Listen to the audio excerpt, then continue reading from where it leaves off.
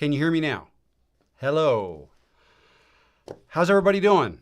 Welcome to my live stream. My name is Rob the Maritimer, and happy to have you here. Thanks for stopping in.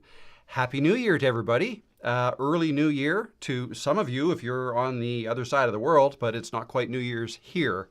Happy New Year regardless. Yes, we can hear you. Awesome. Thank you. What are we doing now? Where did she go? Okay. So, how's everybody's week been? Everybody have a good Christmas? I did. I did a little bit more work on my office here just to get things as set up as ergonomically, what's the word I'm looking for? I don't know. I wanted everything to be ergonomic, everything within reach of my hands. And I think everything is good. Everything is a lot simpler than it used to be. I've gotten rid of one of my monitors. I traded my large or extra large Stream Deck to my son for the smaller one because I never used all the buttons anyways, and he loves the bigger one, so that's fine. That's great. Yeah, nice clean desk. Curtains are all up. If you guys were here last week, I gave a little bit of a tour of the new office, the new setup. I have maintained the filming location back there on the chair for when I make indoor videos. That's my comfort spot, even though most of the videos I've been making lately have been outside on a trail, which is not far from my house. And yeah, I've been having fun doing walk and talk videos out there. But having said that, I am about to get back into the office and make how-to videos in here. You know, I can only talk so much about advice type topics. Even though I enjoy making videos like that, where I can just kind of talk to the camera and share my thoughts on things. Generally what I do is I try to think of who's watching my channel. Typically it's people who are my age or older, or anybody over 40 basically, and who are trying to get into YouTube and who would like to start YouTube or who would like to level up their YouTube. Maybe they've been at it for a while and kind of spinning their wheels, not growing as fast as they'd like, and would like some help with that. So those are the types of things I like to help with. But then when I think about what other videos to make, I try to think of, okay, who are these people? Who are you? And what else might you want to know about or need help with? So that's kind of where I start with all my videos. And then, my own inspiration, my own, whatever struggles I've encountered in doing this will inspire me. Also, I get a lot of inspiration from the comments. So what are you doing? when people like you comment on my videos, I will quite often be inspired to make another video based on, if a lot of people are asking the same questions, that will be probably a good topic to make a video about. So, yeah, so how about you guys? Like, what's going on with you guys? What are you doing? I might have to let her out of the office. She's getting a little bit rangy. That is Peanut, for those who don't know. She has not been in my videos lately because my videos have been outside, and she doesn't go outside. But anyways, yeah, let me know what your guys' plans are. So for 2025, I don't know, have you put a lot of thought into what you want to do for the upcoming year? A lot of people don't like to, do a reset at the start of the year, thinking that, well, you should probably be doing those sorts of things all year round anyways. I'm not like that, though. I do like to have like a fresh start at the start of a new year. What's going on? She's probably going to knock something over. I am that type of person who likes to kind of plan out the year. I don't have a set plan in place yet, but I've got some things I've been thinking about, some things I know I want to do. For example, my advice type videos, even though I just put out another one this morning after putting one out yesterday, so that's 2 days in a row. That's probably a bit much. What I'm probably going to do is limit those to one a week. In addition, I want to make at least one how-to video per week as well. Obviously, the how-to videos, well, not obviously, but typically the how-to videos will be made right here at my desk, where I can, because most of the how-to videos are showing you how to do something in software, whether it's Camtasia or iMovie or whatever it is, YouTube Studio. So yeah, most of those videos will be here. And then the advice type videos will be either outside walking around or behind me in that chair. That's my plan. So 2 videos a week for the next foreseeable future. And of course, I'll keep doing these live streams as well. I have a lot of fun doing these. It's just my chance to talk to you guys and to get some feedback from you guys. So anyways, that's what's going on with me. What's going on with you? Why don't I dive into the chats and let's see. And if you have any questions at all about anything really, planning your new year, or your next year, how to make a video, what are your struggles? You know, do you need some help with anything to do with making videos, video editing, setting up your sets where you want to make your videos, lighting, where to put your lights, anything at all that I can be of help with, I'd love to help. So let me know if you have any questions. And also niche ideas. A lot of people have trouble figuring out what to even talk about. They know, they want to make, or they want to make videos. They love the idea of being a YouTuber or content creator and making videos and perhaps making money by doing that. That's not always the main driver, but a lot of people want to do YouTube because they think they can make a lot of money at it. It's a little bit harder than what most people think to make like a full-time income. But it's certainly possible. But you just have to approach it like any other business, really. And the more you put into it, the more you'll get out of it. So anyways, any questions you have at all, drop them in the live chat. And I'm going to go to the live chat right now and start answering some questions. So we have Syncrad AI.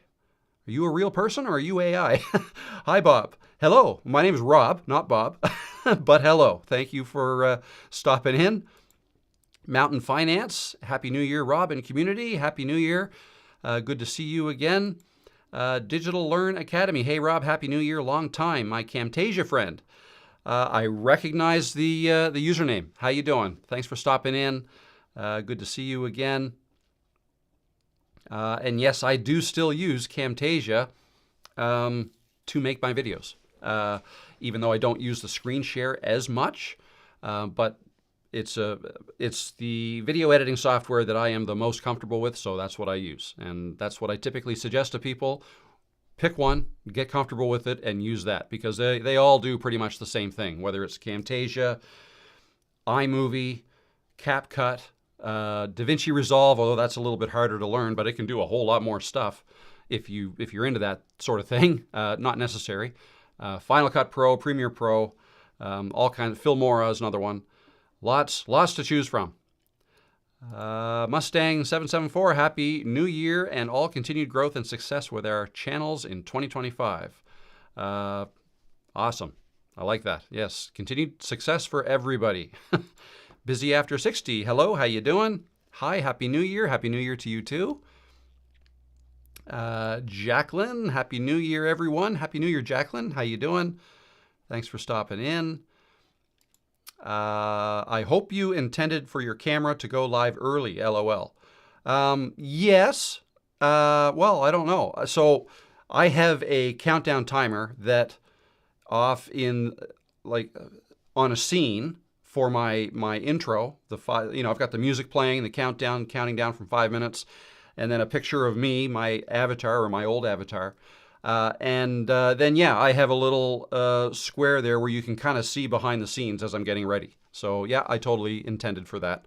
A little rough around the edges, and I'm still getting used to this new setup and which camera I should use. I have 3 to choose from right now. This one, I have that one, which is back there.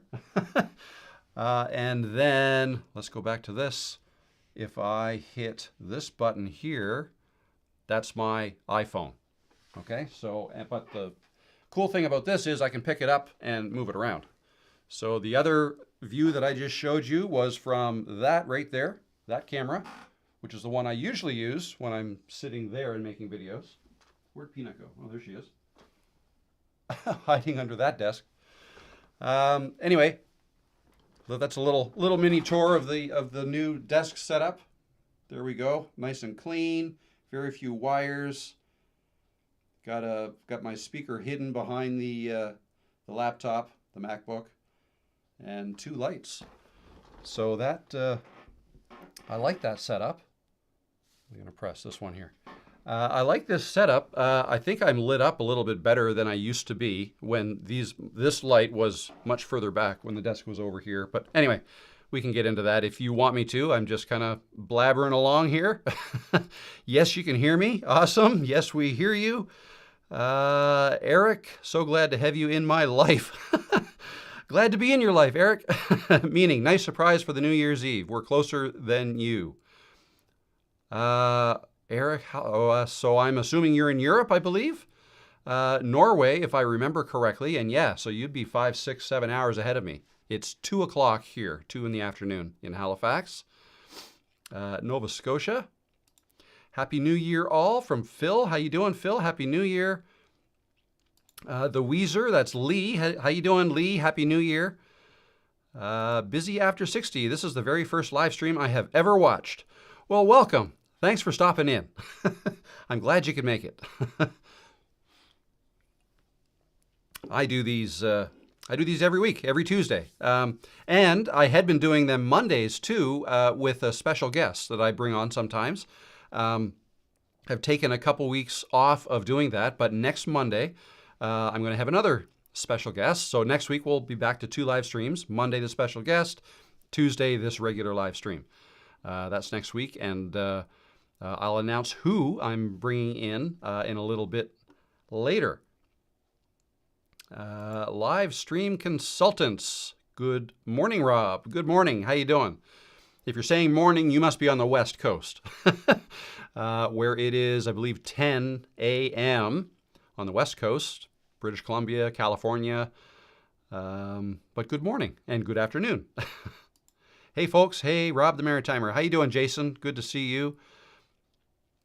Lighting is looking great on you. Thank you very much. And yes, I believe you're a photographer, so that's a compliment coming from you. Thank you. Incidentally, for those who are interested, if you do like the way I'm lit up, all I'm using are these 2 little, or actually they're not that little, but 2 panel lights, by Neewer. They're 18-inch panel lights, and I've got them set pretty low because they're close to me. This one, well, and I can control them from over here. If I turn off, so this one is considered my key light. Okay, key light meaning main light. Okay, it should be a little bit above you and a little bit off to the side, which it is. If it was right behind this camera, like a ring light usually is, then you'd see the glare in my glasses, right? To avoid that, you just raise it up a bit and move it off to the side a bit, and then no glare. But anyways, I have that set at 10%. It could go a whole lot brighter. And if I were to set it back further, I'd want to make it brighter to light myself up the same way. This one is only set at 1%, believe it or not. That's plenty of light. And to give you an idea, I can control each one of them. So if I just turn off the key light, there you go. So now it's just that one. Oh, and I've got an overhead light on too. Actually, let's turn the overhead lights off, just so you can see the different looks. If I turn that off too, I'm pretty dark. This is just the key light, okay? Just that one. So if you only use one light, it's not a bad look. You know, it looks good. I mean, darker on this side, but quite often, so if I put on, I got 2 lights real high, and they're smaller. They're like little ones like this. They're not 18 inches. They're more like 9 inches, I think, diagonal. If I were to turn those on, they will outline me a little bit better. So watch this. Right there. So it didn't do a whole lot. But then bringing on this one, and what was this one called? So if this is the key light, this one would be the fill light. Okay, so I'll put that on, and that's what that does. Okay, so I'm a little bit brighter. You don't need the fill light. You could just use this one. And since that's set at 1%, another option you could do is to put something white over there, like a white sheet, and you could bounce light off of that. Like you could, this light here, the key light, could kind of light up that sheet and give me some light from this side. Just something else you can do. So anyways, nobody asked me, but there's a little bit of a lesson on lighting. I've never made a video on that. Perhaps I should at some point. That's something that's missing. I think I talked about it in my course a little bit, but anyways, there's your lesson on lighting. How did I do, Jason? Is that all right? You, the photographer, probably know more about this than me. But yeah, that's what I know. Oh, and practical lights is something else. So the one, no, wrong thumb. This one over here, that light right there would be called a practical light, which is just like background lights, just something to fill in the background, make it look good. But it doesn't light me up at all. It's just the background. Okay, so there you go. Those are all my lights. Reimagined by Jacqueline. Starting the new year being organized is a great idea. Yes, I think so too. I feel like I'm a little bit behind. I'm glad I got this office done the way I want it, and these curtains all hung up, and it's just a nice clean look.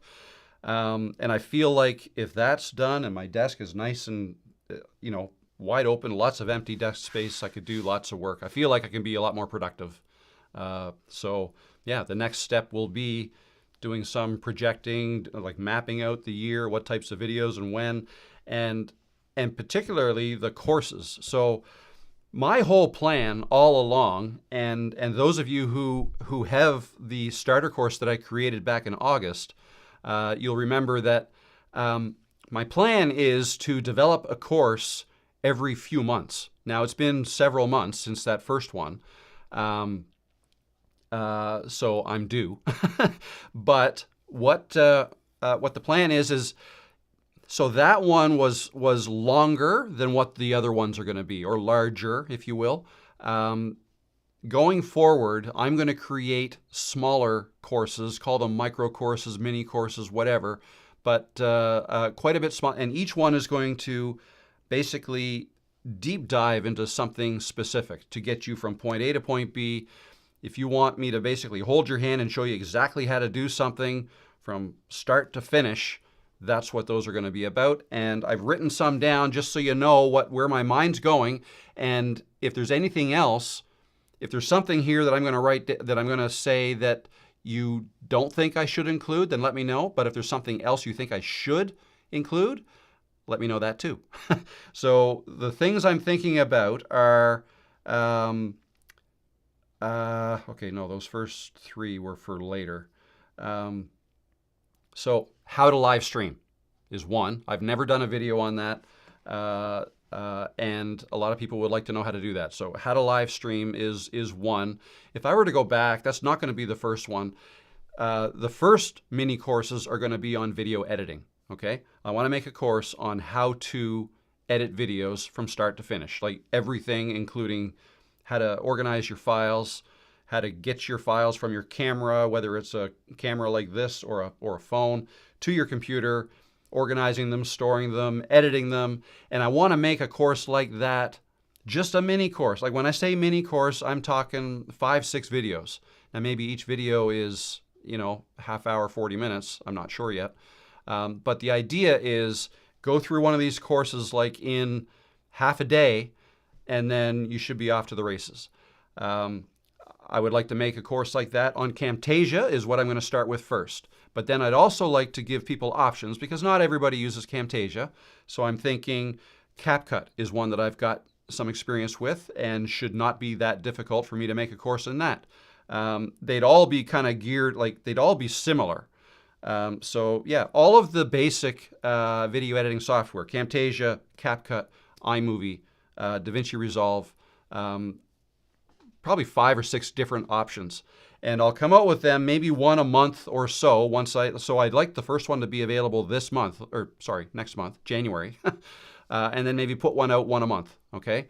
And these are not going to be super expensive. I'm talking like less than $30, like just something quick like that. But it won't be free. Not everything can be free. I feel like I do put out a lot of free content on the YouTube channel, and I'm going to keep doing that.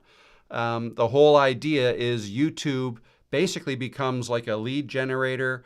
I provide as much information and value as I can to you guys. Hopefully you guys like and appreciate and come back, and I get to know you, you get to know me and whatnot, and I answer questions on these live streams. But for those who want a little bit more and want to, really start their business or their YouTube channel or whatever it is, that's where courses or coaching would come in, okay? And you could do it either way. Now I'm talking about business. So if any of you are interested at all in creating a business around YouTube, that's kind of the thing I'm talking about now. That's what I'm doing, and I'm going to kind of take you guys along for the ride, so to speak, and teach you guys how to do that as well. So eventually, one of my courses is going to be how to create a business around your YouTube channel. And it's going to talk about all the things that I'm doing now, okay? That's not going to be my first course, though. I've got to start. You got to start somewhere. So I'm starting. I started with the starter course, okay? And that basically showed you, that was a lot of video. That was like 7 hours worth of videos, 36, 37 videos that walked you through everything I do to make my videos over in that chair. That's what that one was all about. And it was very specific how to do everything. But now I'm going to get even more specific for these little mini courses, because not everybody wants to spend, $100, which is what that course was. And what I had said in the beginning was that was an intro price, and it's actually going to be priced at more than that, which it will eventually.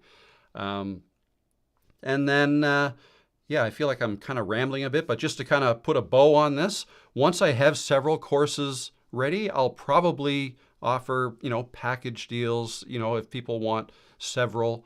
I may look at memberships again. Like I do have that Creators Cove, which is a free membership. Anybody can sign up and join Creators Cove. It's an over 40 community where people like me and like you can log in, and there's a bunch of chat rooms there. We can ask questions and get help in there from your peers, from me. So that's what Creators Cove is. And I think we have 200, not 300 people yet, but over 250 people in there. So that's fun. And there's also the memberships here in YouTube that I might look at again. But anyways, all of that stuff, that was just kind of a mind dump that I just gave you. That's all these things are what's going on in my mind. Oh, and also, see, this is what happens when you get older. My mind just kind of wanders. I mentioned courses, and that's one way you can grow a business. Another way is coaching. Another way is higher ticket items, which could include both coaching and courses. Okay? Some people go the coaching route. I do offer some one-on-one coaching as well, but perhaps in the future, this coming year, I might look at more of a more involved coaching program. Okay, that may include more than just the one-on-one 1 hour thing. I don't know yet. That's maybe later. Next is these mini courses, which I should be able to make relatively quickly. So, anyways. Any questions about any of that, let me know. The other things I had written down, I could create a course on how to create a course. once I get going and create a bunch of these for those of you who want to follow in my footsteps. How to live stream. I've written down mindset exercises. That may be more YouTube type videos. Building an email list, building a membership, running YouTube as a business, how to YouTube, right? So again, some of these may be just free videos that I make on YouTube, and some may be courses, depending on how detailed I get. So anyway, sorry about that long speech, but there you go. That's my plan for the year. What's your plan? Let me know. I'll continue on in these chats. Busy After 60 says, I love the videos you do on your trail. Thank you. I actually enjoy doing them. The only thing I don't like about doing those is when people walk by me. And it's just something I got to get over. I know. I'm a relatively private person. I don't love People, I don't know, it's all in my head. I tell you guys all the time not to worry about it. Don't care what other people think, but it's easier said than done. And I guess the reason I make videos like that is I'm not only trying to help you guys, but I'm trying to help myself as well. I'm trying to tell myself, if only I would listen to my own advice, right? So, but I'm getting better. The more you do it, the better you'll get at it. And that's what I find. If this man had no glasses and oh no, I can't read it, and long blonde hair, he would be like Daryl Hall from 10 years ago. Really? I've never heard that one. But cool, yeah. I like Hall & Oates. Good music. Daryl Hall, wow. That's funny. Happy New Year to you too. The new setup looks good, Rob. Thank you very much. I enjoyed doing it. Like I needed a change, and I think the room is a whole lot bigger this way because it's longer this way. Like from here back to the chart it's around 14 feet. This way it's only 9.5 feet or so, maybe 10. So this way I have a lot more space behind me now. The other way I had the closets behind me, but they were closer, so the room felt smaller. And this whole wall was just ugly and a waste of space.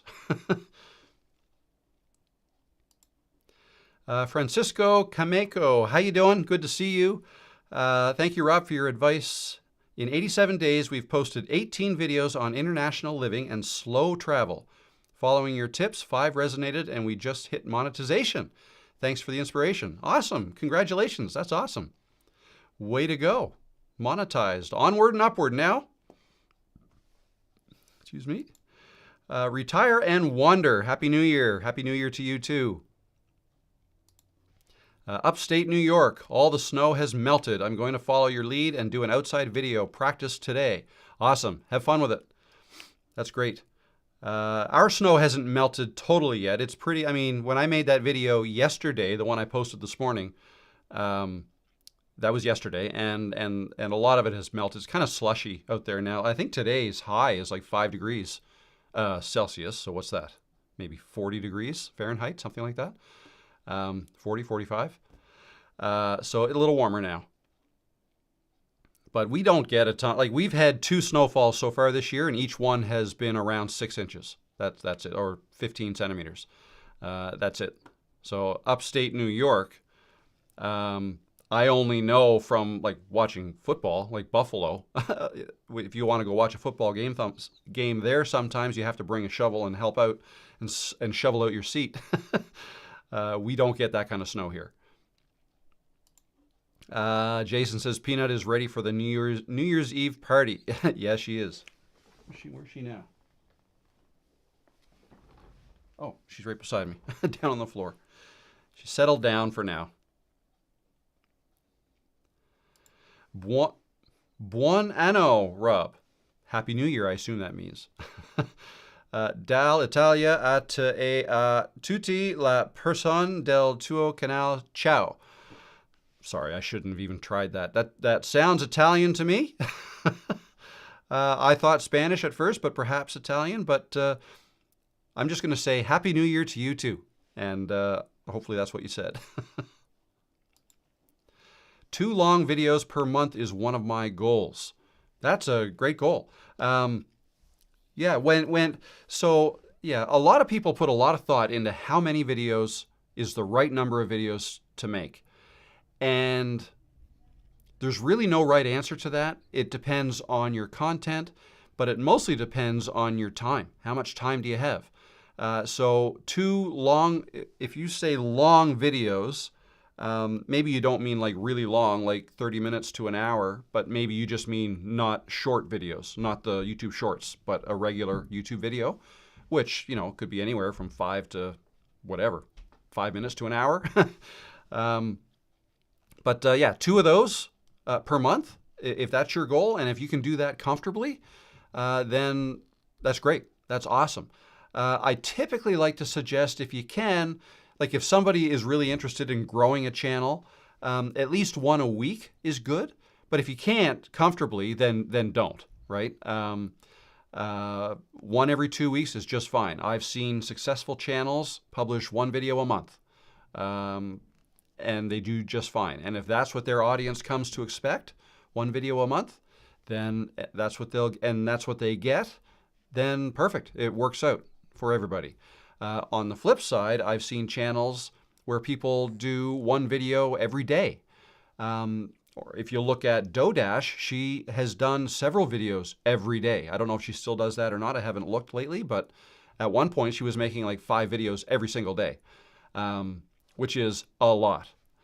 Now, once you figure out how you're going to make your videos and what level of editing you're going to do, because that's usually what takes the most time I mean, I shouldn't say usually, it really depends on what kind of content you're making, but for example, like the video I made yesterday, it's 8 minutes long, I think, or 8 or 9 minutes, and I posted it this morning. That one, I went out for a walk. I was gone for an hour and a half. It took me a half hour to walk to where I filmed it. It took me a half hour to film it and a half hour to walk back. And then I came in here, and within an hour, I had it offloaded off of my phone. Very minimal edits. And by minimal edits, all I did was I chopped off the beginning and the end, like when I made all my mistakes, my false starts, and the ending. And I added a little bit of color correction and brightened myself up a little bit just because it was almost dark it was starting to get dark when I filmed that one. And then that's it. Then I exported it in 4K, uploaded it, and it was ready to go. And then this morning I just had to figure out, what thumbnail to use and the title. So all told, it probably took me 3 hours to make that video. But that's because I did hardly any editing. There are some videos that I've made that the editing has taken a week or 2 weeks even. That's where you can really lose a lot of time in the editing if you want things to be perfect. And maybe you do, and if you do, that's great and that's fine. But if you're looking for a way to speed up the whole uploading process, doing things like keeping edits to a minimum and even leaving mistakes in sometimes, like people don't mind that. That's you being real and authentic, depending, right? That could really speed up your editing time. So, but no, 2 long videos per month is one of your goals. Good goal to have, and good luck with it, and have fun. Lee, Upper Peninsula of Michigan, says Happy New Year to everyone. 35 degrees, lost our snow cover. Looks like fall. Overcast last 6 days. Planning a quiet evening with my wife. Good for you. Happy New Year, Lee. Enjoy. Question from What's Up, Boomer? You make audio sound great. Recommendations on presets for the DJI mic. I am using an iPhone. Yeah, cool. So if you're referring to, well, I do it the same way no matter how I film it. But the video I put out yesterday and the one before that, I filmed them outside. And when I filmed them outside, I used the DJI mic. DJI mic. This kit right here. So this part here attaches to my iPhone, and this part here, the mic itself, that is what I clip right here. Oh, I've got your comment there. I clip to my my sweater, and yeah, so I record with that, and then all I do, it's kind of hard to explain because I use Adobe Audition to do it, but I have created a preset. I basically add a little bit of bass, a little bit of treble, compression, and that makes it sound better. The mic itself, the recording right out of the box, it goes right into the iPhone, or you can also record on board with it, just in case something happens to the transmission and what gets captured by the iPhone itself isn't perfect, then you can have a copy of it right here. There's a hard drive right in the mic.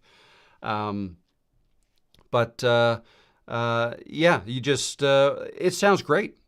Just right out of the mic. You plug it into the computer and it sounds great.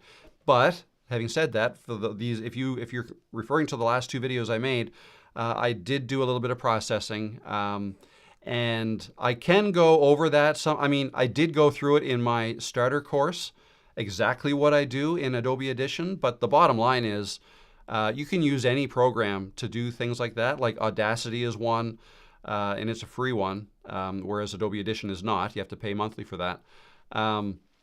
And yeah, add a little bit of bass, a little bit of treble, maybe reduce the mids a little bit, add some compression. You can also add noise reduction, but I don't tend to do that. And yeah, put the mic relatively close to your mouth, as close as you can. That'll give you the best audio. And that's how I do that. Now, when I'm in here, I'm using this mic up here. It's a shotgun mic, but I run it through the same processing in Adobe Audition by, adding bass, treble, reducing the mids, adding compression, things like that. I do the same thing with this mic. In fact, when I'm making a video, this is live, obviously, but when I'm making a video here, I open up Audition in my computer and I record the audio. I record this mic while I'm recording the video on this camera. Okay, and then once I've recorded the audio right into Audition, I can immediately apply the effects that I do, and then that's done. So that's how I do that. When I make my videos over there, I only have one of these shotgun mics, so I actually take it off this mount, and I hook it up right here to this one and plug it in here. And yeah, that's how I do that. So same thing, I record into the computer when I do that. So I hope that helps. And yeah, I do use an iPhone as well when I'm out on the trail. And that DJI mic is great for plugging right into the iPhone. Okay. Thanks, Rob. No problem. How you doing? Happy New Year, John and Heather. Digital Learn Academy. I'm going to be making more videos this year, so I will give you a lot of help. I will give you a lot of help me video ideas. Perfect. We bring them on. Bring them on. Jason just passed 1,200 subscribers. Took 6 months to go from 1,100 to 1,200. I need my 4K watch hours, so considering lives in 2025. Consistency is my key thing in 2025, helping my audience more. Awesome. That's perfect. So to give you a little bit of a backstory, if anybody wants to get into YouTube and get monetized and get their watch hours up and all that, a year ago today, let me look at it. A year ago today, and I could share this with you. Let me share my screen. Okay, that's ChatGPT. Let's get that out of there. But let's bring down my stats here. And some of you may have seen that I share this before. Let me just make this bigger so you can see it. So where are we? A year ago today was what? December 2023, right here. I was at 2,680 subscribers. Okay, so a little bit more than where you are now, Jason, but I was not making videos at this point. So if you go back over here, December of last year, I made no videos and did no live streams. In November, I tried to kind of kickstart things again. I made 2 videos, did 4 live streams. I remember doing one during U.S. Thanksgiving. My football team was playing. I remember that. But I tried to get things going then. And then December was more like, okay, let's try to figure out what I'm going to do. Like 2024, got to do it. I want to get monetized. So I wasn't monetized at this point. Okay, so you can see here, those were the number of subs that I had, subscribers. But my watch hours, well, total was 7,000, but that's over 2 to 3 years. My last 365-day watch hour count at that point was 2,700. Okay, and you said you are. You don't say where your watch hours are, but you're not at 4,000 yet. I wasn't either. And in fact, I was dropping. See that? I was dropping because it had been so long since I posted videos. I had posted a bunch there, and I started with 9 in January 2021. So December, this time last year, and January, actually, as you can see, I didn't post any in January either. Those were the 2 months where I just, trying to get set up. I was developing a system that would allow me to create videos quickly, and that's when I really leaned in hard on Camtasia how-to videos. I made a lot of those, and I decided, okay, I've done live streams before, as you can see, I had done 4 there that November, and I had done it the year before, right? 3, 4, 2, 1. So I'd done a few of those before, and I decided, you know what? I'm past my 1,000 subscriber mark. I'm at 2,600. I need help getting my watch hours. Let's include live streaming in my plan going forward. And my plan was every week I'm going to go live. And I'm also going to create 3 videos a week. Okay? And in those videos, I'm going to advertise that I'm also going live on Tuesdays. And that's kind of how I got back into it. So as you can see here, it was February. I got back into it. 1 video was at the end of the month and 3 live streams. Great. And then we're off. March, 7 videos, 2 live streams, and then it went on from there. So it started to climb back up. I got monetized here in May, and then I had a viral video happen in July, and the watch hours just skyrocketed, and so did the subscribers. So that's how quickly it can happen. So my point is, in sharing this with you guys, I was a year ago now, I was in a place where a lot of you are right now. If you are trying to get monetized and wanting to get going with this whole YouTube thing. So I've learned a ton. I accomplished a lot this past year, and I'm grateful. And I'm grateful for all of you guys for sticking around and wanting to hear what I have to say. Yeah, it's just been a fun ride, but I was able to do it, and I'm still going. So yeah, you can do it. That's my whole point. You can do it. You absolutely can do it. And if you ever have any questions for me that would help you understand how I did it, or to help you get over whatever roadblock you're facing, just let me know. I'd love to help. But yeah, Jason, good luck. I feel like you're pretty much where I was a year ago, and you can absolutely do it. Just get a system in place is my biggest advice, a system that will allow you to create consistently. It doesn't have to be 3 videos a week. That's what I kind of started to do. But you know, that might be unsustainable for a lot of people, especially if you don't have a system in place. And the only reason I was able to do 3 a week is because they all were kind of the same. The intro was rough. I mean, the intro wording that I said was always different because each video was about a different thing. But it was always like, in this video, I'm going to show you how to do this in Camtasia. And then I might give like a 20-second blurb on, you know, if you find this helpful, come back on Tuesdays. I do a live stream every Tuesday where I answer your questions, right? And then the meat of the video was sharing my screen and showing how to do something in software.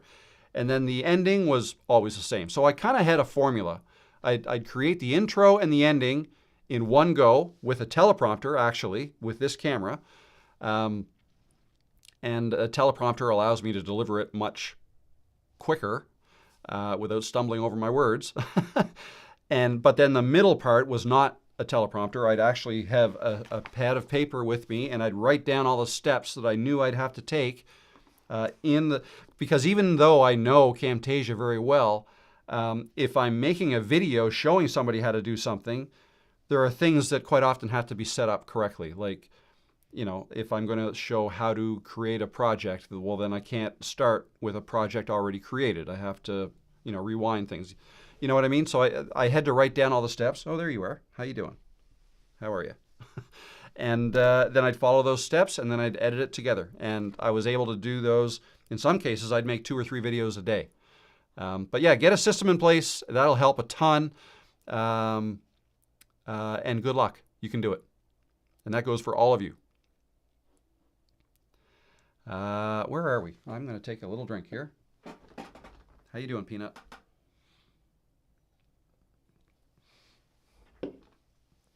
Okay.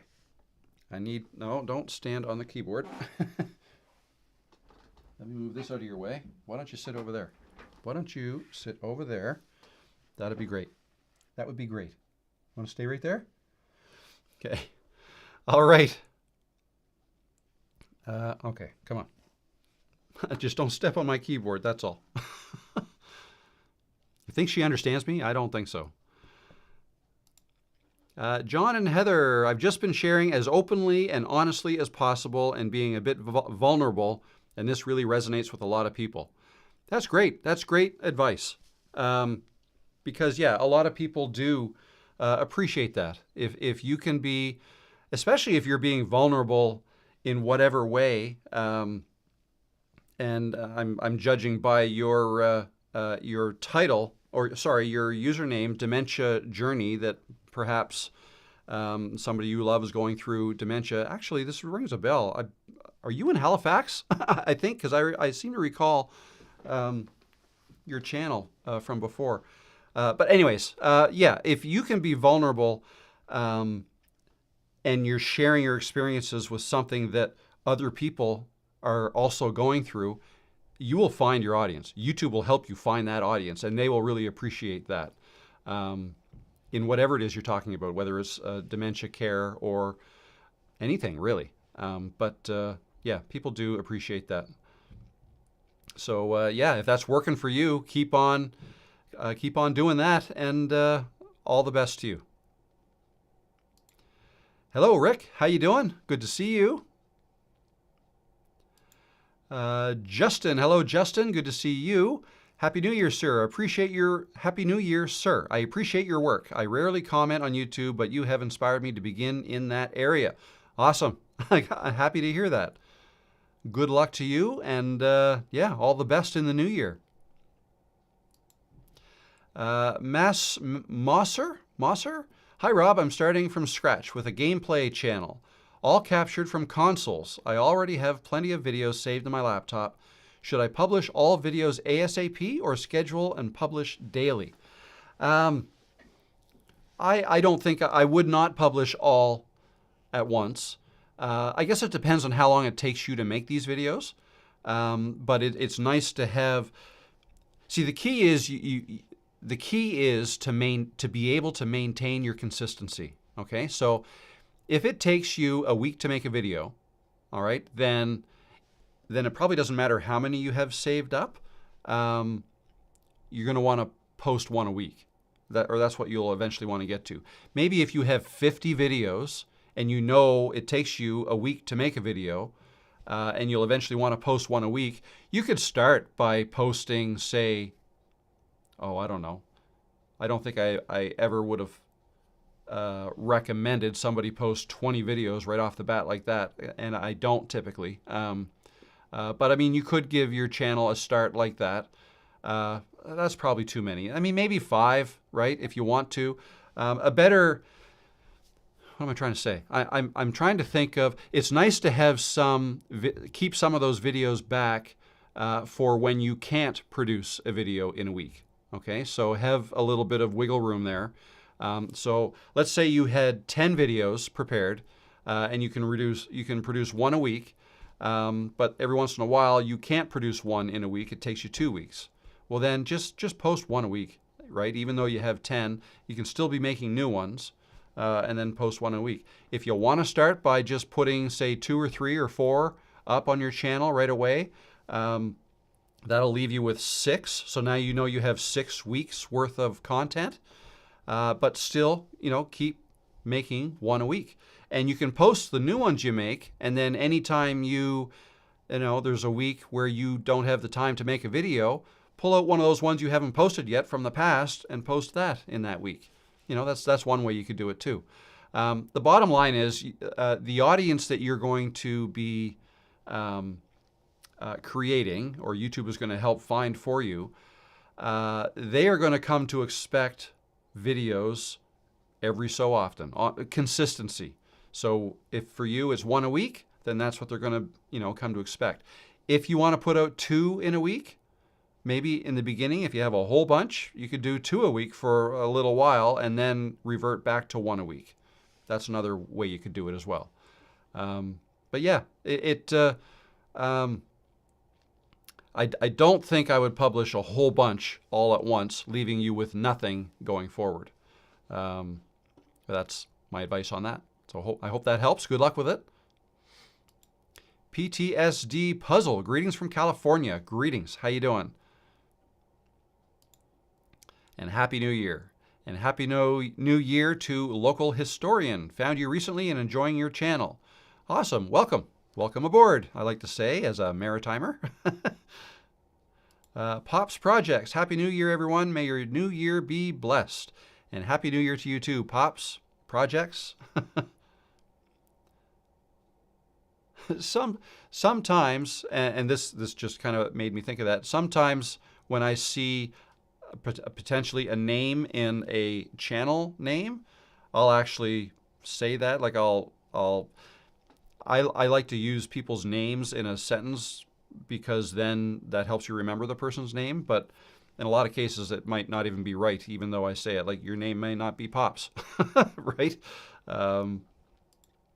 But yeah, I don't know why I'm saying that. Just it's just something that I do sometimes, and probably not being received well because that's not their name. But just don't. Hopefully, you don't take offense to it if I get your name wrong. Eric has a question. Seriously, how about your evening? Traditional food, fireworks? So yeah, tonight fireworks. Going to do fireworks on the wharf. I've got that Christmas tree lit up for any of you who watched my holiday video. At the end, I showed how, that big tree, it's not a tree, it's lights in a cone. But I showed you how I put that up. We're going to set off fireworks down there, probably have a drink or two, and I'm probably going to be in bed well before midnight because I'm 56 years old and that's the way I roll these days. But I'm also up at 6 a.m. So I don't know. My thing kind of shifted. I try to stay up for New Year's on New Year's Eve, but it doesn't always happen. So probably go to bed early.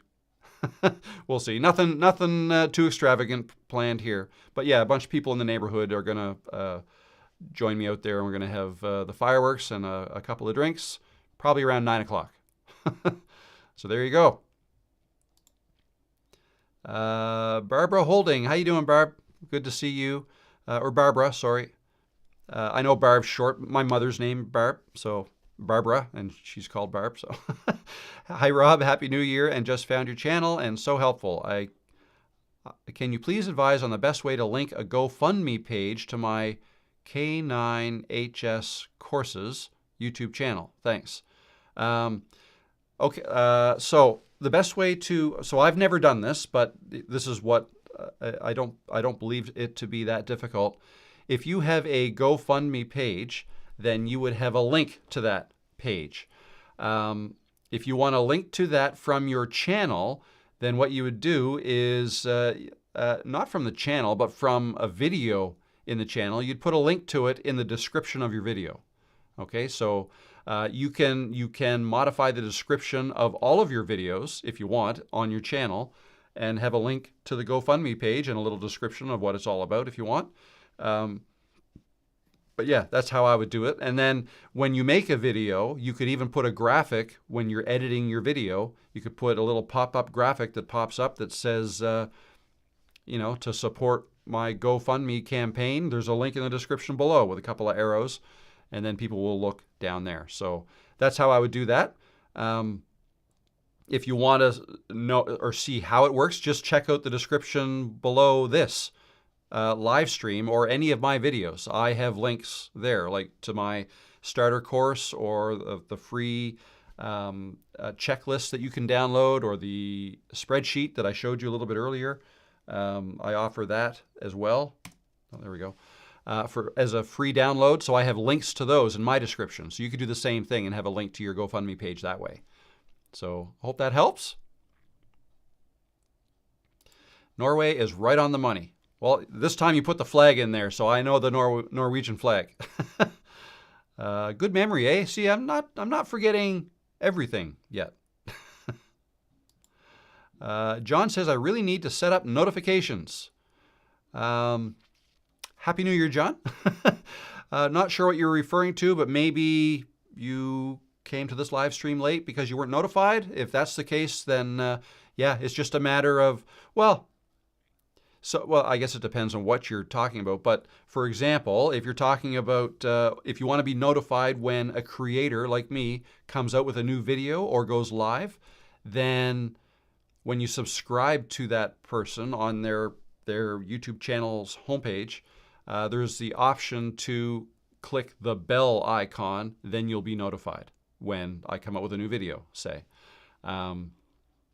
In addition to that, or for those who don't click the bell notification and they just subscribe, meaning that any new videos I come out with will just kind of randomly appear on their YouTube homepage, along with other channels they subscribe to, then you could go to my live stream. Like I set up the live stream usually a day in advance. I think today I didn't set it up until this morning.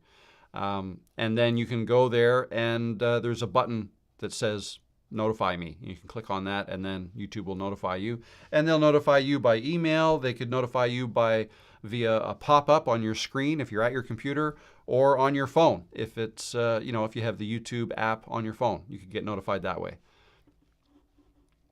But yeah, that's all on your end. I can't help you with that. I can tell you how to do it, but it's something you have to do on your end. Scott Mordaunt, Flying Spanners. How you doing, Scott? Good to see you. 1980 was 45 years ago.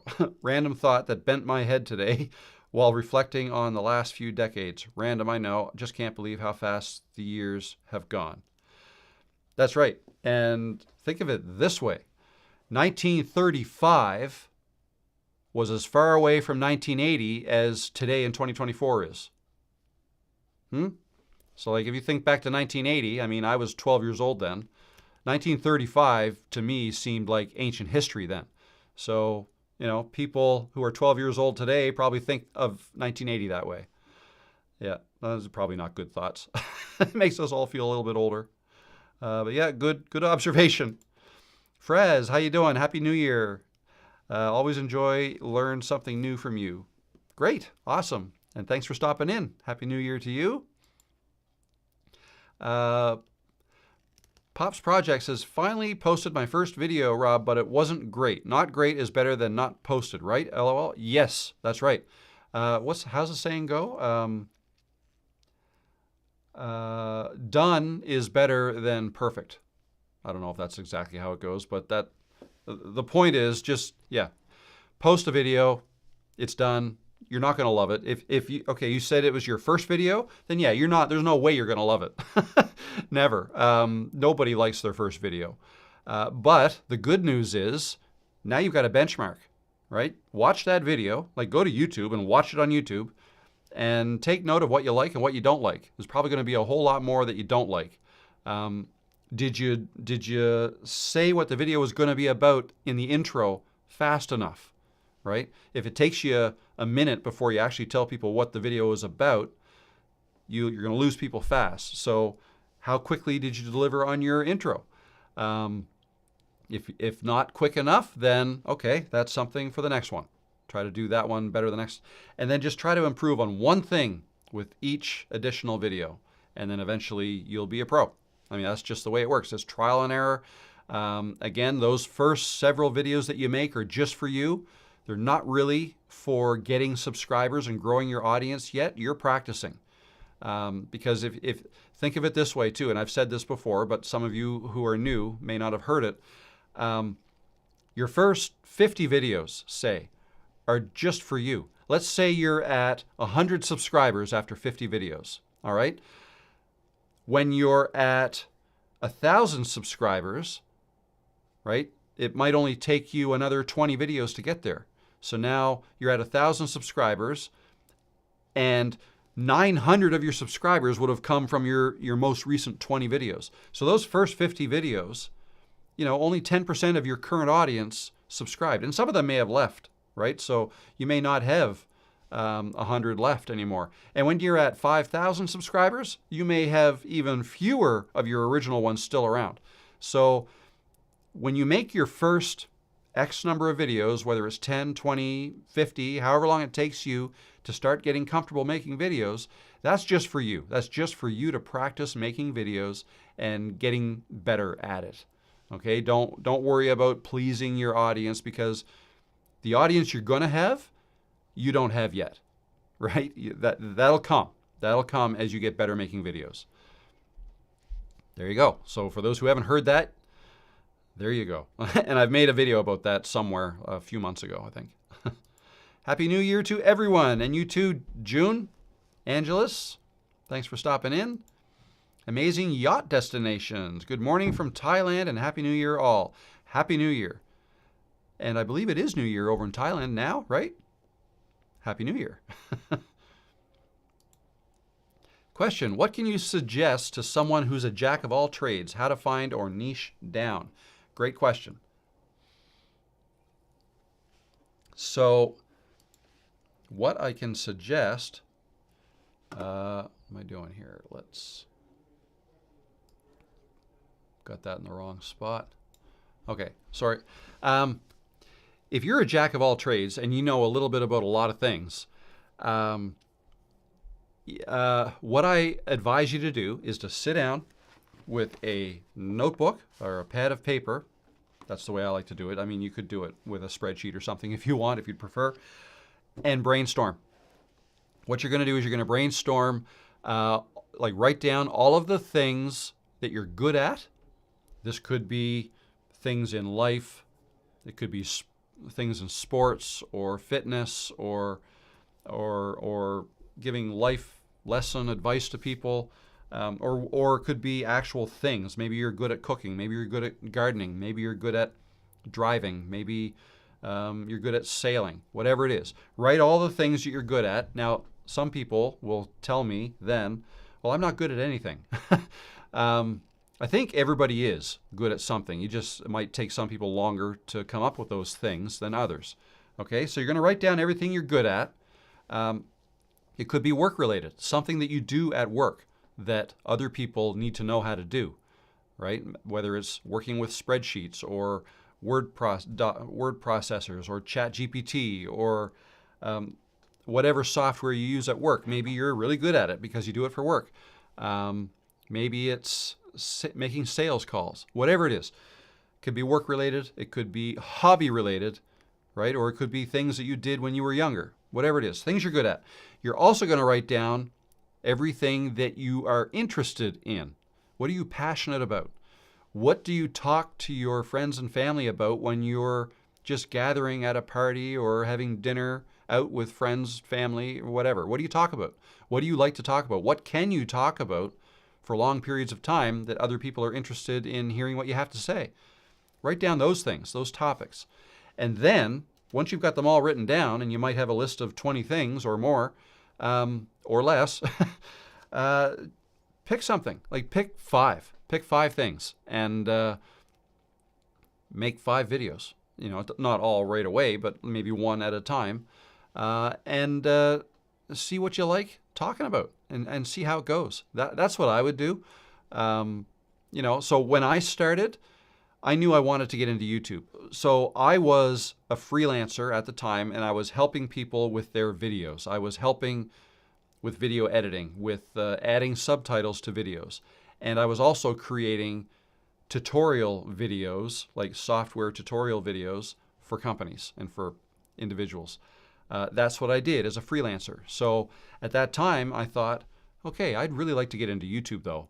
How do I go from doing that, freelancing as my main job and source of income, to being a YouTuber, right? That, you know, and instead of doing these things for people, I'd like to teach other people how to do those things.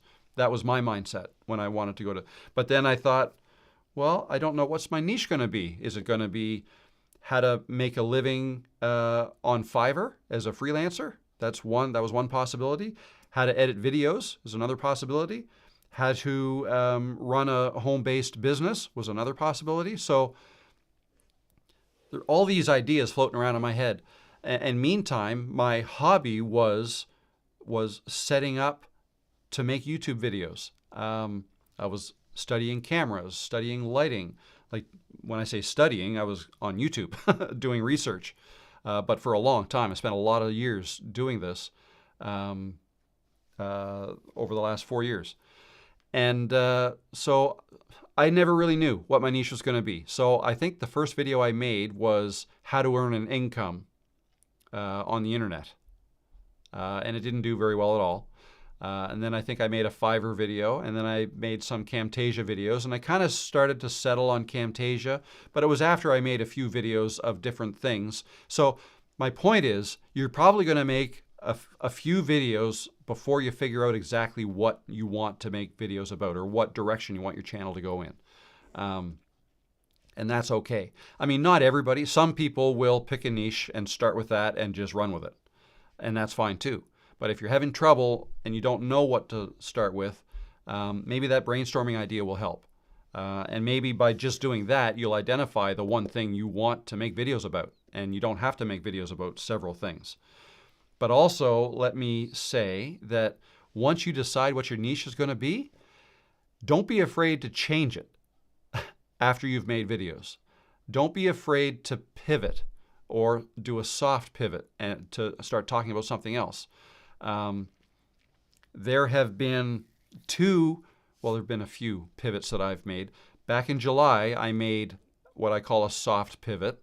And one of you helped me come up with that term. I forget who, but in one of these live streams, it was a soft pivot from helping people learn how to edit videos with Camtasia to, I was thinking, okay, well, who else?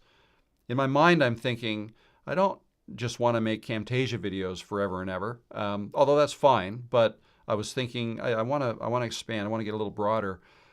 And then I started to think, well, who's watching my videos? Who is actually watching my videos? And by going through that exercise, and the fact that Camtasia is a little bit older than some of the other video editing software that's out there now, still coming out with new versions, but it's been around longer than most video editing software.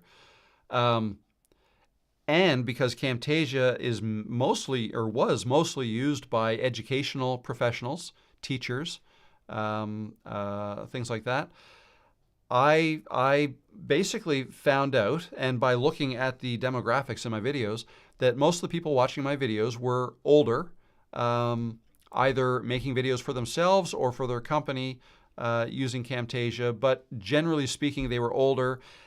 They weren't necessarily making videos for YouTube, but a lot of them wanted to. So then I thought, well, then that's when I made the pivot and then I made that video about if you're over 40, here's why you need a YouTube channel, right? And I'm thinking about people who are using Camtasia to make videos, but they're not putting them on YouTube. They're making them for their company or for other companies, but they're not making them for themselves and growing a YouTube channel. And they were older. You know, most of the people who watched my videos at that time and still were between the ages of 40 and 70. And so I made that video, soft pivot. But what happened? Boom, it took off. That video got several 100,000 views. It's getting close to 500,000 now. But it took off. So by doing that pivot, had I not done that pivot, that may not have happened then. So the point of what I'm saying now is don't be afraid to try new things. Don't just settle on one thing like I was settling. I was just making Camtasia videos. Don't be afraid to branch out and make something about something else. And lately, I've been making more videos that really aren't to do with making YouTube videos at all. The last 2 videos I made were more to do with aging and what are the challenges we face as we age, and telling stories. How the older generations will tell stories that everyone's heard before, but they keep telling them, and I'm basically giving advice to those people listening to them, like just let them tell their story. Like that's the nice thing to do. Let them have the moment. Let them relive that memory. Let them feel like they are contributing or being helpful in some way by telling that story instead of cutting them off. So that's advice that has nothing to do with making a YouTube video, but since my audience tends to be over 50 years old, a lot of them may start, because I notice myself, I am starting to tell stories over and over again. Now, this is a perfect example of that. You know, but it's okay here when I'm doing these live streams.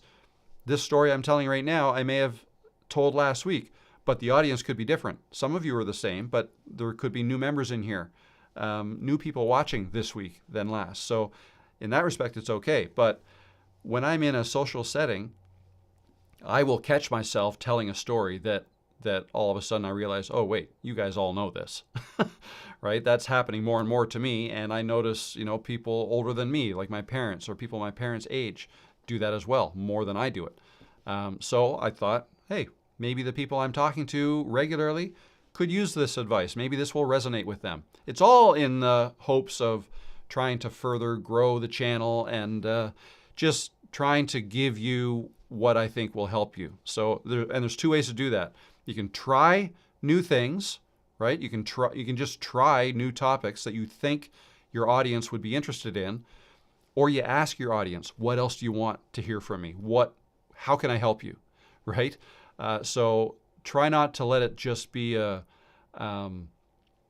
one-way communication thing where I'm just making videos for you.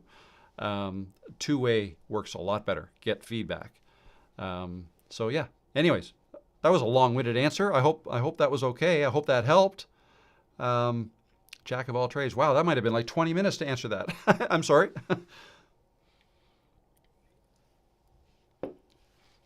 All right, so where are we? I'll keep going down through the live chat. If you have any questions, let me know. I am at this point going to speed it up a little bit because I don't want to miss anything. And I think I'm here for another 45 minutes. So 4 o'clock my time, 3 o'clock Eastern time. I'm going to pull the plug on this and go do what I'm going to do for New Year's Eve. Jason says, I use 3 lights in my talking head vids. Key, fill, hair. No ball jokes. Yeah. Hair light, also called a rim light, I believe. But yeah, I don't have much hair either, so I know where you're coming from. You explained it perfectly. LOL. All right, great. Yeah, same sort of thing. I guess I have 2 hair lights, one straight up, and one at the back. But the one straight up, I kind of use like at my desk. Like when I'm here working and editing videos, I don't have these 2 main lights on. Like these 2, I'll shut them off. And then I just use this. Like it looks awful dark to you guys right now, but my desk is light enough that I can see my notepad and I can type, and that's all I need for that. So that's why I put that one up there originally. And then the one back there was supposed to be the hair light or the fill light. Or sorry, hair light or rim light. But yeah, all right, so I did learn something. Russ B. Allen, how you doing, Russ? Good to see you. Rob, you're a sincere dude. It shows in your content. Thanks, man. Thanks, dude. I try to be. I vote for the how-to videos. The how-to Camtasia videos are how YouTube suggested you to me. Rob, you have so much knowledge on gear and the technical end, that is probably more your expertise. Sure, yeah, no. Hey, I'll share whatever you guys need help with. I got kind of deep into the how-to Camtasia videos, but, software is always changing. So how-to videos in Camtasia, how-to videos in iMovie or CapCut. I've mentioned iMovie a couple times now today intentionally because that is something I've never used. And I know it's free and it's on Macs. So because of that, I think it's a fantastic way for newcomers, new wannabe YouTubers to get into video editing is to use something that's free. iMovie's free if you're on a Mac. If you're on a PC, then you could use CapCut, the free version. You could also use CapCut on a Mac. But anyways, that's why I've mentioned iMovie. I intend to teach that to myself. I know enough about video editing to know that all of them are very similar in that you can do pretty much the same things. Like transitions might look a little different from one software to the next, or exactly how you do things might be slightly different from one to the next, but they're pretty much all the same. So it's one of those things that if you learn one, it's not going to be that difficult to learn another one. So that is my intention. Random comment by Eric. In a little inspiration from your studio setup, I bought myself a curtain right before Christmas intended for making my own setup. Awesome. Great. And just so you know, I did not put these black curtains up just for the looks. Curtains are great for sound absorption too, to reduce the echo in the room. The worst thing you can have for a room when you're recording is flat surfaces, flat walls, large flat monitors. Well, I've got that, but that's one thing. But if you have like pleated curtains that, aren't just, so don't stretch them out so they're flat. Like leave the pleats in. That'll really help with the sound. So that was one of the main reasons. Now, one thing I'll probably do that I haven't done yet, which will further increase the quality of my audio, is to put something on the ceiling. I haven't done that yet. This is a 9-foot ceiling, so it's fairly high. And that hurts audio a little bit, but you can fix that by putting the mic as close to your mouth as you possibly can. This one right now is only around 12 inches from my mouth, 30 centimeters. So that's nice and close. But the closer it is, the better you'll sound. That's why, if you ever watch a podcast, people will have the mic right here, right in front of them. That'll result in the best possible sound. I just don't particularly like that look. I like there not to be a mic in the shot typically. But that's a personal preference thing. That's just me. Happy New Year from Halifax, Rob, and everyone else too. Hope your 2025 is the best. And you too. Happy New Year. I'm using CapCut and Premiere Pro. 100% beginner here. Awesome. Great. Yeah. Premiere Pro, I tried that a little bit a couple years ago, and I found that very difficult to learn. But if you're okay with that, then great. And CapCut, I think, is a little easier to learn, but not quite as robust as Premiere Pro. But yeah, no, two good and popular and capable programs. Enjoy. Sounds like a great idea. That was probably something I said a long time ago, an hour ago, but I forget. Do you have any knowledge about the Norwegian product Remarkable? I don't. I do not. I don't have any knowledge about that. I don't know what that is. Sorry. I like CapCut. I don't do anything fancy, but it seems quick to learn, basic trimming and such. That's right. Yeah, it is. I have used it a little bit. I think CapCut is good. I mean, it started as it's owned by TikTok, right? Or the owners of TikTok. What's it called? Byte something. The main company name. I forget what the name is, but Byte. I want to say Byte Dance, but that might be a game I'm thinking of. I can't remember. Anyways, the owners of TikTok also created CapCut, and first made it available on a mobile phone, and it makes it very easy to add the TikTok style, captions and text in your videos. So that's kind of how it started, and then they came out with a computer version, like for the desktop, PC or Mac. I've never used CapCut on a mobile phone. I've only used it on my Mac. I find it hard to edit anything on my phone just because it's too small. Screen's too small, and I need reading glasses. So yeah, that's a nightmare for me. I'd rather edit on a larger monitor. But yeah, that's where CapCut came from, and it seems to be very easy for people to learn quickly. That was their whole. I believe that was their driving force behind starting it. Beth Adams, official. Hello, Beth. How you doing? Hey, Rob. How are you doing? I'm doing great. How are you doing? Happy New Year to you too. Hope your year is fantastic. The Life Lemon Dodge. Happy New Year to everyone. Happy New Year to you too. Ray Natural. Hey, Rob. I would love to hear more about how you plan to grow a business on YouTube. That's my goal as well. Yeah, I will get into that. I probably don't have time to touch on that much more today. Just keep this one thing in mind. And I think I already mentioned it, but think of YouTube as your lead source, your source for new potential customers. You're growing a community. You're making videos. You're providing free and valuable content based on what your viewers want from you. So you're satisfying their needs, they're enjoying your content, and the business side can come later. Like my business is not to the point where I want it to be. I wouldn't even call it a full-time income right now through YouTube. It's not. It's getting close, but that's going to come this year. And then, then you build products to sell. Whatever it is, it could be anything. YouTube will support that. So, maybe you're making custom t-shirts, right? Get a Canva account and make custom designs of t-shirts.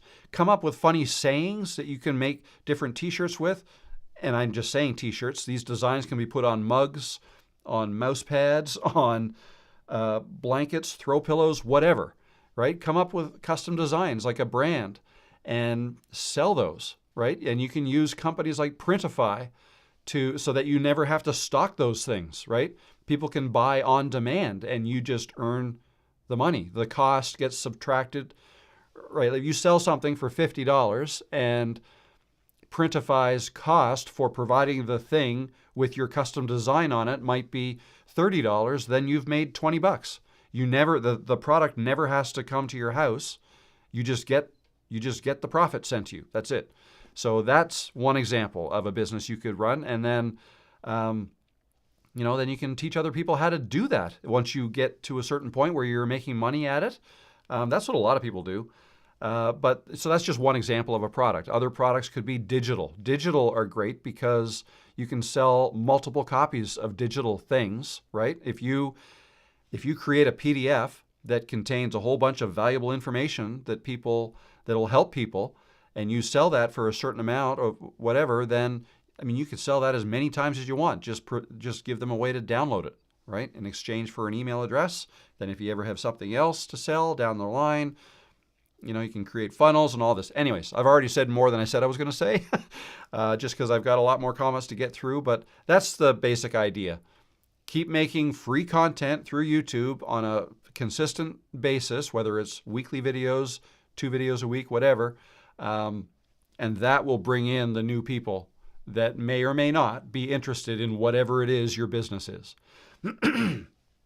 Right? So start growing your audience first. That's where I would start. But you could grow your audience before you even have a business set up. Just start with YouTube and eventually you'll have something to offer your audience. So there you go. I hope that helps, Ray. And good luck to you in 2025. I hope it's a smashing success. And Mountain Finance, thank you very much for the super chat. I really appreciate that. That's awesome. And you say, not going to lie, I just wanted to see the boat. There you go. Show it to you again. That's just a fun thing. I've got it hooked up to my Stream Deck here, which incidentally is much smaller than it was. I've got the original Stream Deck here now. I traded with my son. I gave him the larger 35 button one, and now I have a 15 button one. But I wasn't using that many buttons. So and he could use it. So we did a trade, father-son trade. Hello, Barb. How you doing? Good to see you. Would you consider a course on Filmora? Absolutely, I would. That's one of the ones I've written down. I haven't used it myself, but again, how different can it be? It would take me a little bit of time to learn it, and then I would just teach you how to make videos the way I do using Filmora. But no, I have not used it. My opinion. It's one that's talked about quite often, so I think it's completely valid. You go on to say, it's what I have, and so it's what I use. But always looking to have expert help and suggestions on efficient and creative use. Absolutely, yeah. And you bring up a good point. The best video editor for you is the one you have and the one you use. I've seen a lot of videos on things like, here's why I'm switching from Final Cut Pro to DaVinci Resolve, or Premiere Pro to DaVinci Resolve, or whatever. And I don't know, if it were me, if you know Final Cut Pro and you have it and you're good at it, then I would argue, why switch? The reason would have to be very good. because then you have to learn new software. And yes, there's a lot of the things will be the same and just a slightly different way to do it. And all of these, or most of these softwares allow you to create custom keyboard shortcuts. So you can even make DaVinci Resolve have the same keyboard shortcuts as Final Cut Pro if you wanted to. But yeah, so I think the reason would have to be very good in order to switch like that. So absolutely, if you've got Filmora, I would run with that until there's something you want to do that you absolutely can't do in Filmora. I don't even know what that would be. And you need to learn something else. Yeah, stick with that. Absolutely. Excuse me. I've got the hiccups. I didn't even bring a drink down here. I was going to make myself a gin and ginger ale. That's what I like to celebrate Happy New Year's. But I didn't. So I'm thinking about it. And no, I'm not an alcoholic, but I will have a couple drinks tonight. Just a couple. I can't drink like I used to when I was in my 20s. Nor would I want to. It wouldn't be healthy. Hi, Penny. Happy New Year to you too. Thanks for stopping in. PTSD puzzle goals for 2025. Revitalize this channel and start new printmaking channel. Cool. Awesome. Good luck with that. Sounds like a couple of good goals. I plan to monetize a video games channel and learn to edit all of it, and you are going to help me. Haha. As best as I can, I will help. Good luck with that. Don't forget to hit the like button. Grammy's story time. How you doing, Grammy? Yeah. If you like it, hit the like button. Thank you. Jason says, I would angle the camera a little farther left to your right. Less dead space. Oh, yeah. Oh, the light went out. I must have, why'd that go? You know what? It probably overheated. Let's turn it off. Oh, you know what? I don't have it on. There you go. There we go. That was supposed to be on my right, just for a little bit of color. But yeah, I hear what you're saying. There's a lot more dead space over here. I think the idea was that if I ever, for those of you, it's been a while since I've done this, but I used to have like a table of contents that I put on the screen, and I could have text here, of the things I'm going to talk about in the live stream. So this setup will allow me to do that. And actually, yeah, talking about intentional set design. So there was some thought about it. I have that blue light here that you can see. Over here, I can see now that I'm looking right there, Peanut has found the back of the chair. And, with this set like this, you can see, I keep getting wrong because I'm not mirrored. You can see my chair set up over here, right? You can, for those of you who've seen my over 40 video or any of the videos that I make in that chair, that's going to look familiar to you. And that's why I put myself off to the side like this. I didn't want to be here because then you wouldn't see the chair or Peanut or that light, right? So that's why I am here. And then I have that other light over here to kind of balance things a bit. But you're right, there is a lot of black space here, 100%.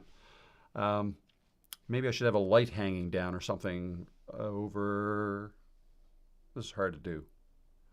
Over here, up here, a light, geez, that'd be right in front of my face here, but I could put it back here, there we go. Up higher, over here, have a little light. Anyways.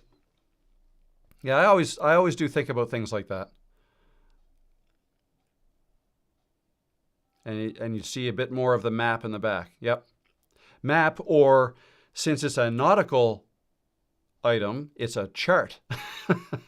There is a difference between a map and a chart. That's a chart that shows you the water depth of St. Margaret's Bay off the coast of Nova Scotia. We'll take a closer look at that someday, for those who are interested. Eric, if I'm going to give you advice, when you meet someone on your trail, think more about us here, much more of us, than the ones you meet. Yeah, that's good advice. Absolutely. Actually, I met somebody was on the trail yesterday after I finished making the video. A lady walked by with her dog, and I had already put the camera in my pocket, and I was holding on to my little tripod. Um, and yeah, but no, she never asked about it. But yeah, I'm always, I don't know. Actually, let me know. What do you think about this as a video idea? I thought I would almost purposefully start making a walk and talk video on a really nice day, maybe on a weekend where I know there's going to be people on a trail, and I could just start talking to them in the middle of the video. I would be super uncomfortable, but just to kind of prove a point that you can do it and it's okay and you can laugh at yourself. I don't know. That's just one of the video ideas I have bouncing around in my head for a future video. See how that goes. I'd have to get their permission, I guess. Afterwards, I'd say, I'm making a video for YouTube. You okay to be in it? That might be awkward, but we'll see. Real Deal Prime. How you doing? Good to see you. Born in St. John, New Brunswick, currently in Newfoundland. Very good. Welcome. And Happy New Year. If you're currently in Newfoundland, it'll be New Year a half an hour earlier for you than me. Clearly put. Happy New Year. Whoops. Happy New Year, Rob from Dubai. I enjoy watching your videos. I'm going to be a regular on your channel. Have shared your videos and have received appreciation from watching your videos. Thank you. That's great. Awesome. And happy to help when I can. Penny has a question. I noticed that some YouTube channels, crochet and knitting, say, check my blog for the pattern details. What is the advantage of doing this? Sending people to their blog. Great question. So what I know about that is that if you, and I've experimented with this a little bit, creating blog articles, but generally, Google is the largest search engine in the world. YouTube is the second largest search engine in the world. A lot of people don't think of YouTube as a search engine, but that's exactly what it is. It's the second largest one in the world. And it happens to be owned by Google, the largest search engine in the world, right? So if you have a blog, that means you've written articles, or like a blog article could actually be a link to a YouTube video with maybe some text below it, for example. But typically a blog would have content in the middle, and then off on one side might be some sort of a table of contents, how to get to other blog articles, and there might also be a link to sign up to a newsletter or to buy a course or to order knitting patterns, right? So maybe that's where somebody is sending people to kind of get into their business ecosystem. This person might be selling patterns. They may be offering some free patterns, right? But maybe some more complex ones they offer for sale. And the more people they can drive to that website, the more they can grow their business, whatever their business is. So what I like to do is whenever I see something like that and I'm not exactly sure what they're doing or how it's working for them, I'll typically click on it and go and try to figure it out. And a lot of times I'll even sign up for a free newsletter just to see what I'm going to get. So that might be disappointing to some who do newsletters to know that some people are just signing up because they're just trying to learn what you're doing. But I do that. That's part of the research. And yes, I know that means I'm going to be getting messages from them, but you can always unsubscribe later. But yeah, that way I can learn what they're doing. So I think what I would do, Penny, is maybe go to that blog site, go to that link and see what it is. Like, look at the web page. Are they selling anything on that page, or offering a course or a membership or a free download? If they're offering a free download of like crochet or knitting pattern details, then in all likelihood, they're going to ask you for your email address first before you can get that free download, much like what I do down below. If you click on to get the free success checklist or the free stats tracker, the spreadsheet that I offer for free, you have to enter your email address first because eventually I might have something to sell that you might be interested in buying. Now, some of these things are more advanced and they're much further along than I am, and they might enter, your email address might go into a funnel that will automatically send you emails every so often. It could be daily, it could be weekly, it could be monthly, whatever. I don't have anything like that set up at this point, nor do I think I will set that up. If I do, it's going to be very sporadic because I hate getting, to me, that's spam. I hate getting spam. Like if I want to buy something from you, I will, but I don't want to be constantly like, you know what I mean? And because I don't like getting that, I don't want to do that to you guys. So just keep that in mind. But also, yeah, so click on it and try to figure out what they're doing. But that's my guess, is they're going to offer you something for free on their blog site. And then when you get the email from them, it'll probably have a link somewhere to what they're actually selling. So that's my guess. Would enjoy more info on doing live streams. Ecamm looks like a great program for it. Really like the ability to share the comments on the screen. I love Ecamm. I really do. Only works on a Mac though. You have to be a MacBook or a Mac user to use Ecamm. But if you're a PC user, then you can use StreamYard. That also allows you to put comments on the screen, but that's a browser-based thing. It's not run on your computer. Ecamm is software that runs on my computer. It's not browser-based. And if you want something that runs on your computer, if you don't want something like StreamYard that's browser-based, you can use OBS on a PC. That's free. I find it a little bit harder to use myself, just because it is free. So, I mean, the instructions aren't that readily available. Tons of YouTube videos showing you how to do things, but yeah, no, I do plan on making some videos and a course actually on how to do live streams, how to get set up, because that a lot of people want to do that, and it can be complicated and frustrating to learn. I spend a lot of time editing. I do enjoy it though. Good. It's a good thing you enjoy it if it takes a long time. Editing can take an awful long time. Lots of great ideas and plans on where you are going with your courses and your business. You are great at doing tutorial videos. I believe it's your real expertise. Thank you. I've been doing them for a long time. I've been doing them longer than these types of videos, for sure. Jason says, congrats on hitting 30,000, by the way. Thank you very much. 30,000 subscribers. Woohoo! And to think 6 months ago I was at 3,000. So that's how quick it can happen. Happy New Year, Rob. Simple Fit Physical Therapy. Happy New Year. Thanks for stopping in. Hi, Rob. Hi, 60 Insane. How you doing? Thanks for stopping in. To answer your question, currently have 1.6 thousand watch hours. Oh, yeah, okay. In the last 365 days, watch hours are on the agenda for 2025. Live streams. That'll do it. That'll do it. Pegs. Hello, Rob. Happy New Year's Eve from Phoenix, land of the painted desert. I'm still all over the place with my ideas, and the sub count is still under 200, but I'm still trying to zero in on a niche.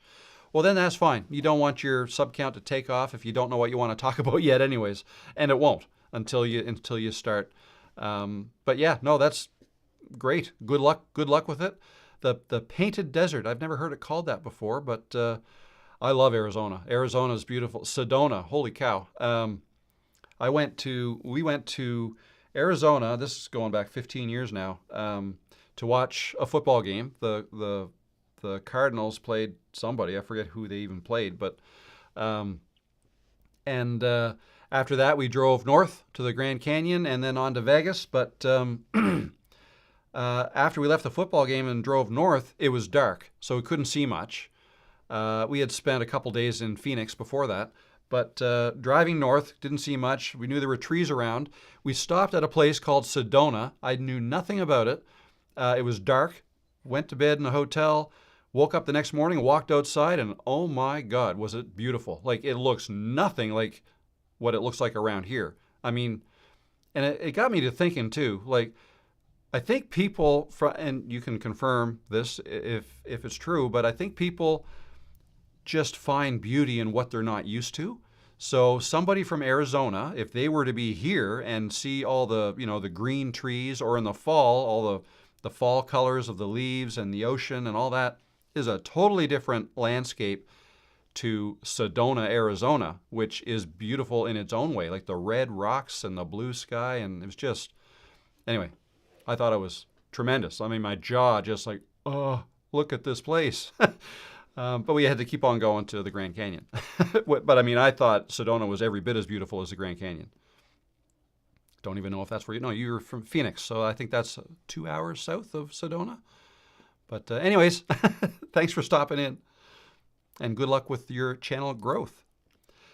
One Mashed Life. Is it true that December, January, and February are known to be slow in the YouTube world, and for many creators don't bear much fruit, and some, because they know this, post less? I don't know. I don't know that. So again, this time last year, I was at 3,000 subscribers or 2,000 subscribers. I was not posting full time at all. I hadn't posted in a couple months.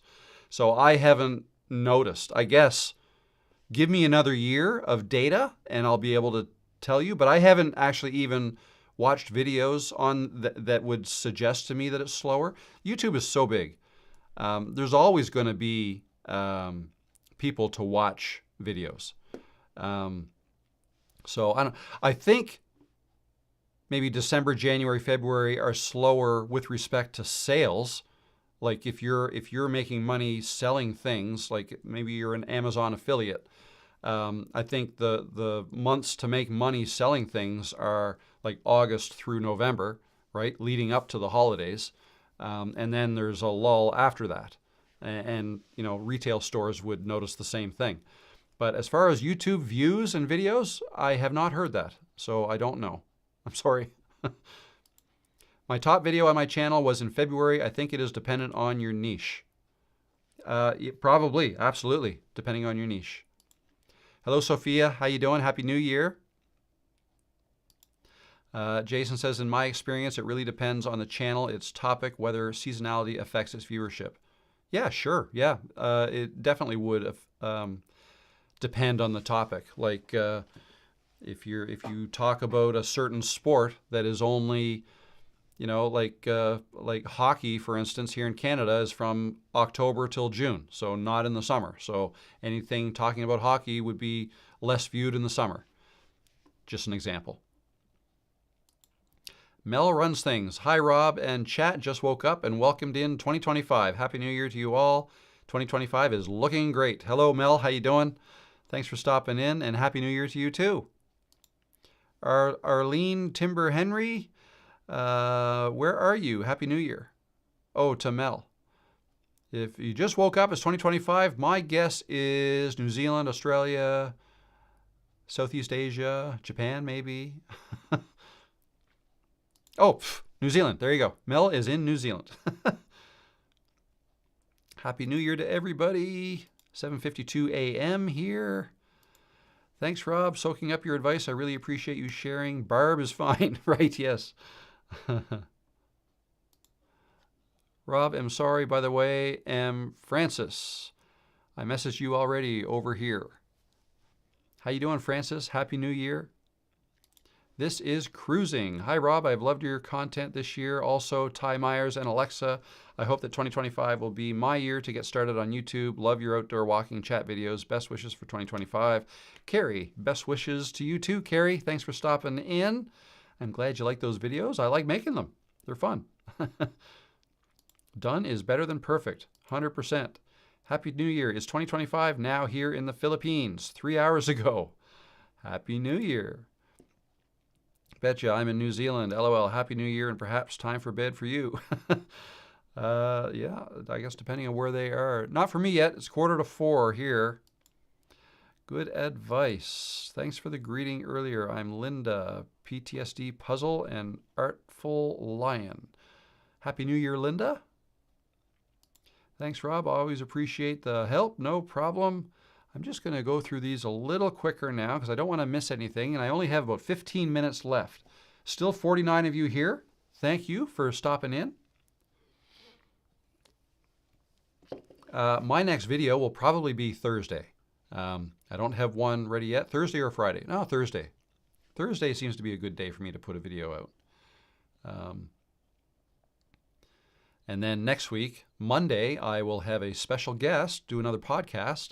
I will announce that tomorrow as to who that is, so that'll be on my community tab in my channel. And then next Tuesday, I'll do another live stream like this. And then we'll be going. We'll be rolling into 2025. Oh, and by the way, I'm Steve, but picked up Pops along the way, so either is fine. All right. I just wake up to watch this channel. He's so helpful with my new channel. Awesome. Glad to have you here. Always great advice. First time here from Washington State. Welcome, Washington State, Rushing Wind Mountain. Thanks for stopping in. I lived many years near Mount Baker, near Mount Vernon. So it must be in Washington State. I've never been to Washington State. I saw your thumbnail about the Over 40 YouTube channel and have watched you ever since. Awesome, that's great. So that's since July. Can you add how you do your blooper videos on the editing program? Absolutely. Actually, I should write that down. I've been meaning to make a video on how to add bloopers, right?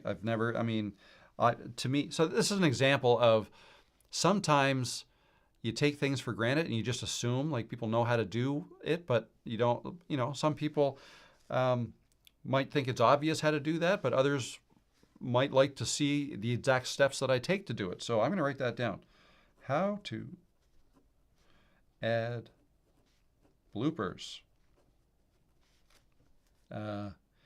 easily and fast. How's that? Because if you have to search all over the place for footage to use in your bloopers, and if you've been pressing stop, record several times while you're trying to get your video going, that'll make it a whole lot harder. That's why I like to say just hit record and make your video. And it might take you an hour. Well, an hour is a long time. It might take you half an hour before you actually get past all your false starts and then make the video. In which case you'll have a half an hour of blooper footage to choose from. Yes, I'll make a video on that. Absolutely. Mountain climbing in Washington we're talking about now. I've never done that, but I don't think I'd like to do that, actually. I'm not much for heights. It's not the falling I fear, it's the landing. Brilliant, Alan. I've been with friends, but first to wake up in the house, so on YouTube to catch up and forgot Rob was live. I enjoy the videos on your views on aging. Yeah, that's kind of a new thing I've been doing. I mean, it's something I think about quite often because I'm aging. I'm getting older. I see my kids growing up, and I see my parents getting older, and I don't know, it's just something I think about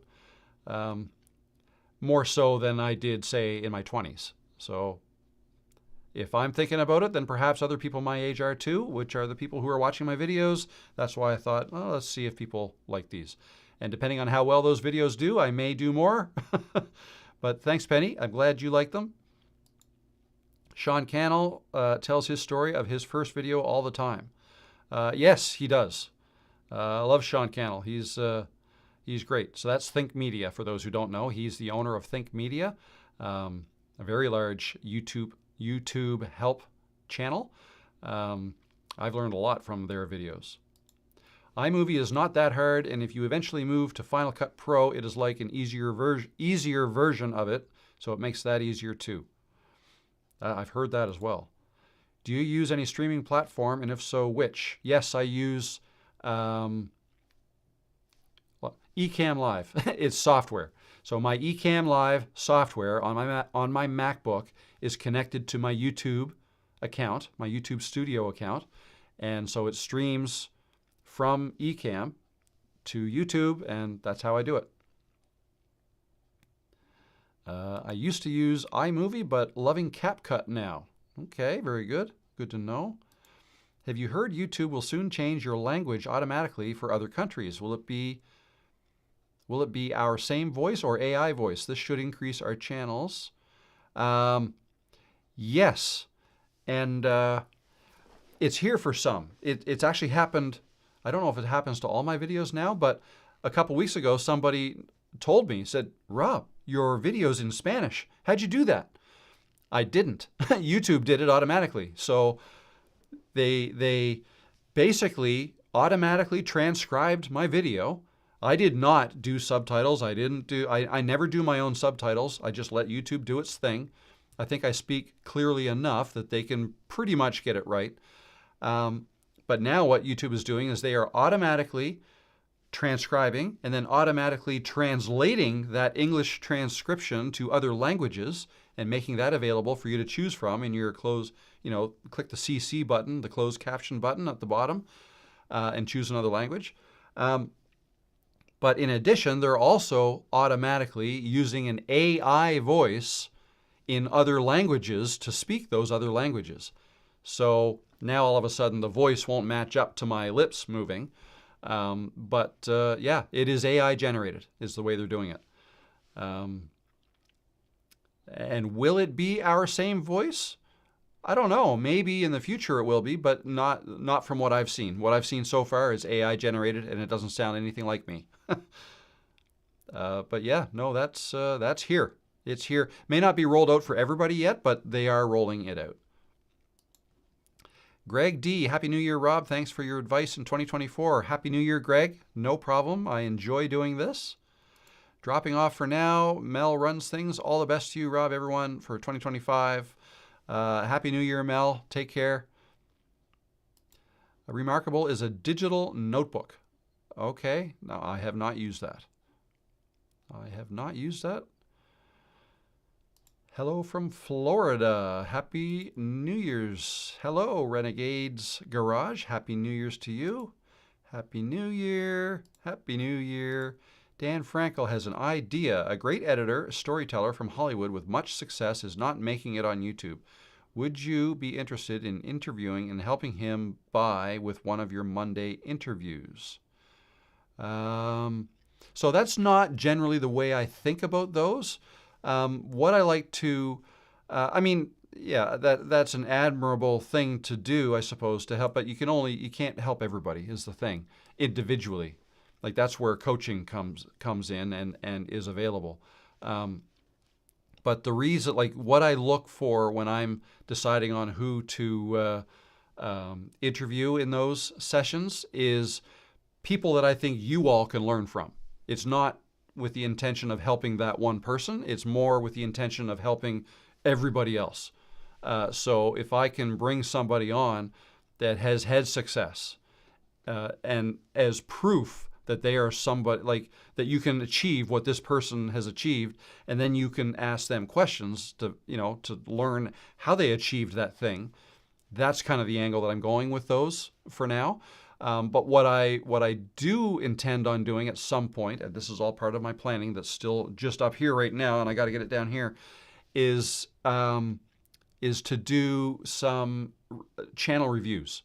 Okay, so I'm going to set up some kind of a form that you can fill out, that people can fill out if they want me to review their channel in a future live stream. So I'm going to be doing that as well. Of course, all these new things that I add is going to take away from these live streams because I'm doing, well, for the last 2 weeks I've only been doing one, but generally I've been getting into a groove where I'm doing 2 live streams a week. I can't really add much more than that because then I would not be able to grow my business or make as many YouTube videos as I want.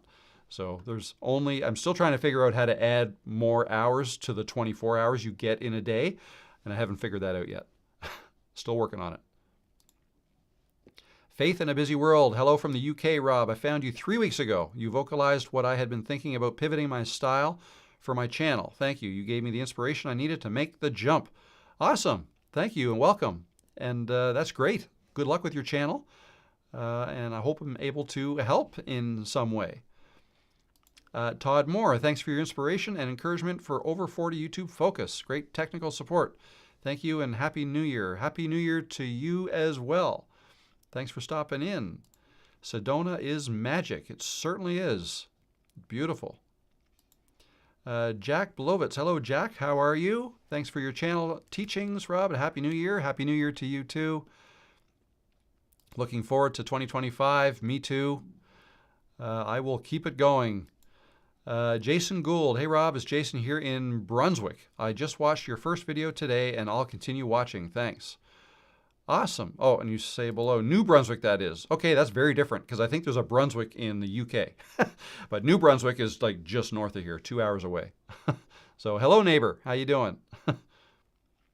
That's 2 Jasons that are watching here from New Brunswick. That's interesting. Penny, thanks Rob for answering my question and for all the great content. I appreciate it. No problem. That's what I'm here for. I enjoy this. Do you have any advice or thoughts on thumbnails and titles production? Yeah, I do. I'm not sure. I don't have a lot of time left, but I would suggest getting to know Canva. That's how I make my thumbnails. I use canva.com, and you could probably just use the free version. I use the paid version because there's some things that I do, like remove background and brighten up only myself and not the whole background. That requires the paid version. But if you're just going to take a screenshot, maybe add some graphics, add some text, the free version of Canva is all you need for that. Keep things simple. A screenshot of something in your video, yourself in your videos, I think is a great way to make thumbnails. That's what I do. And just make sure if you add text to your thumbnail that it's easily seen, that there's lots of contrast between your text and your background of your thumbnail, right? So like you don't want to put white text on a white background. You won't see it, or it'll be hard to see. If you do have to do that, like actually I think I just did that, like on a snowy background, I'd have white text. Well, then you'd want to do something like add a drop shadow to your text and make it like a black drop shadow that shifted a bit of the text so that you can still see. Like if you outline white text with black outline, it'll show up on a white background. So things like that, make sure. And then I would, once you make a thumbnail, make it really small and kind of back away from it and see if you can still see it and understand it. Because most people, when they see a thumbnail, it's small. It could be on their phone or a small thumbnail in YouTube. So you want whatever text you're going to put on your thumbnail, make sure that it's big enough that it can still be seen when it's small. So that's my advice on that. But I do actually I've got a video that I made a couple months ago on how to make a thumbnail in 5 minutes. So you might want to check that out. And that's walking you through Canva as well. Question by Penny, what is the best choice for the end screen video? 1, YouTube to choose or the video, YouTube to choose the video, or 2, choose the most recent upload. I've experimented with this, and I honestly don't know. Lately, I've just been saying, let YouTube choose. And because I think the more I think about that, like YouTube is pretty good at, YouTube's goal is to keep people watching videos on YouTube. So if people watch a video all the way through so that they get to the end screen, YouTube is going to do its best to try to get that viewer to watch something else.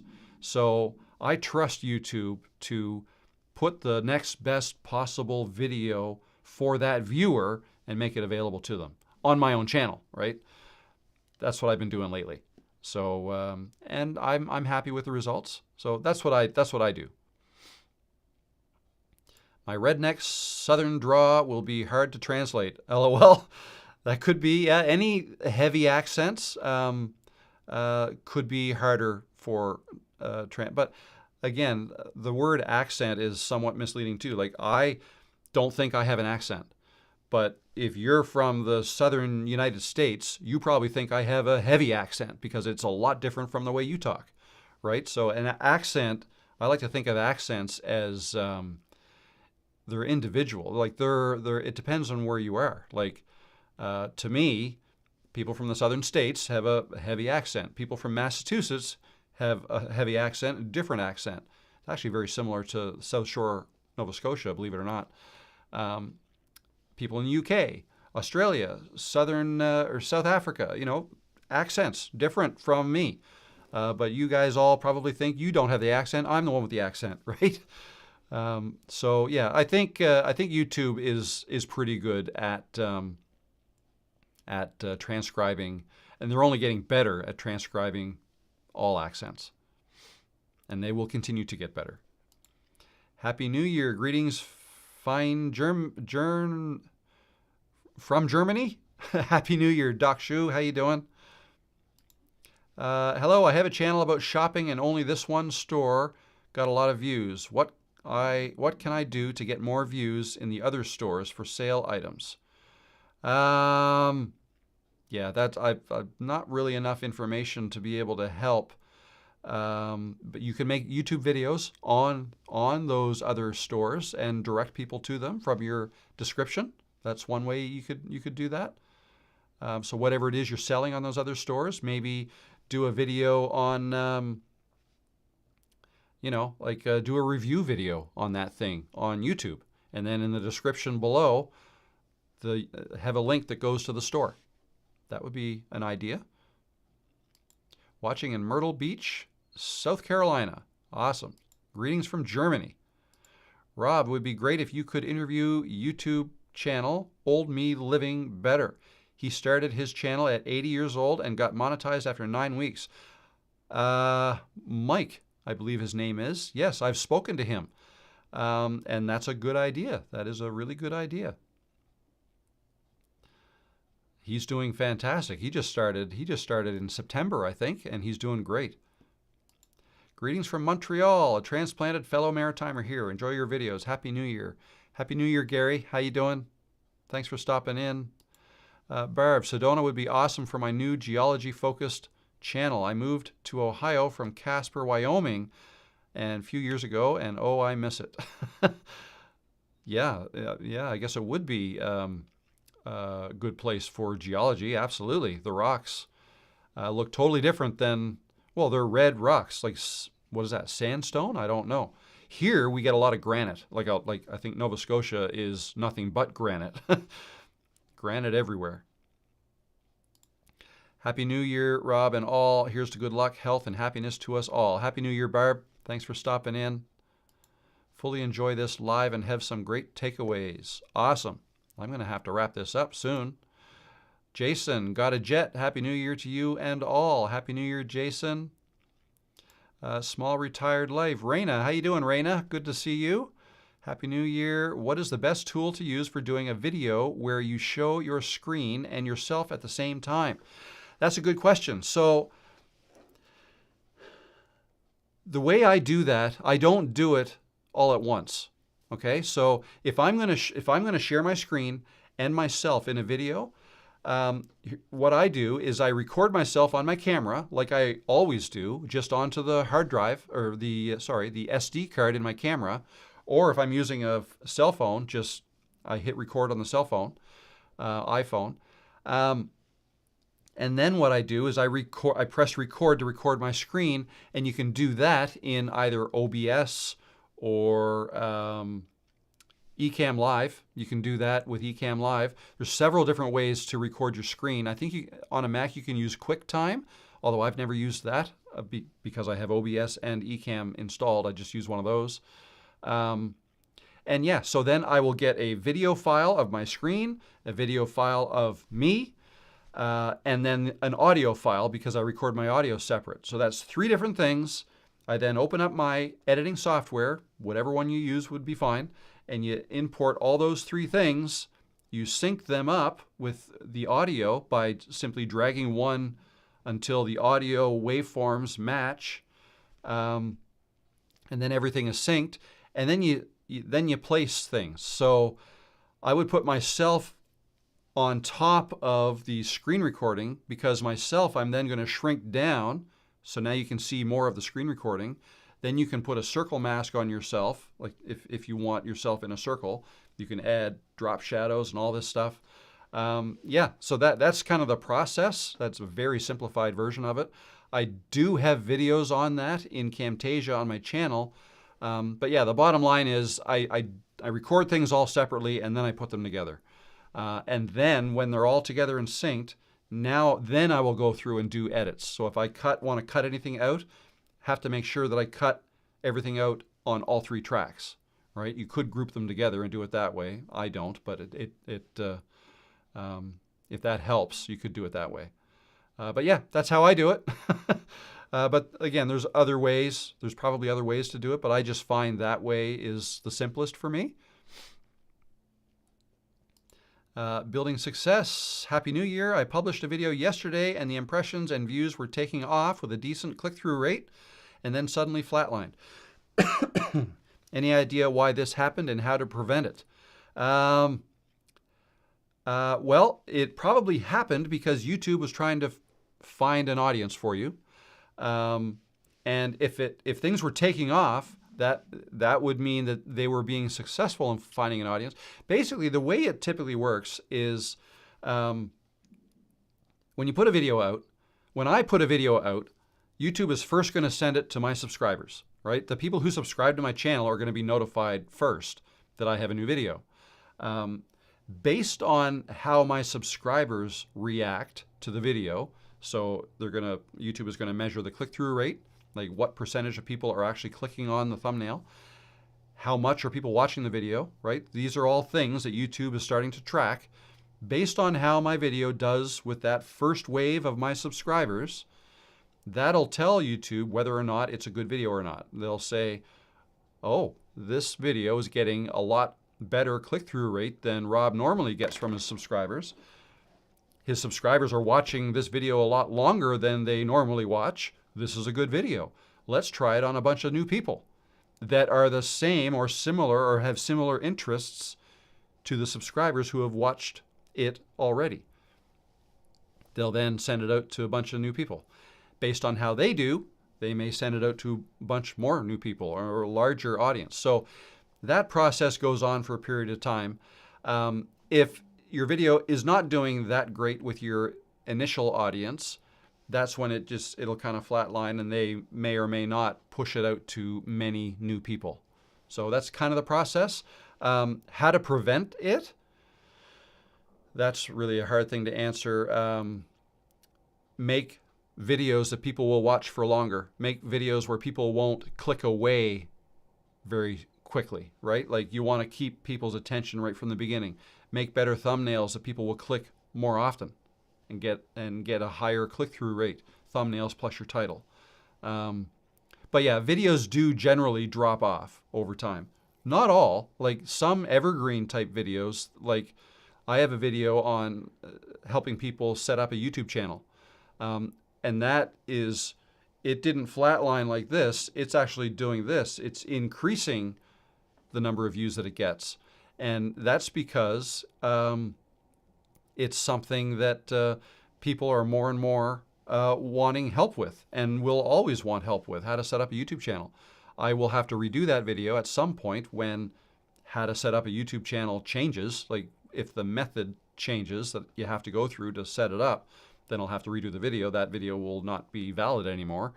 But yeah, so that's a little bit about how all that works. I hope that helps.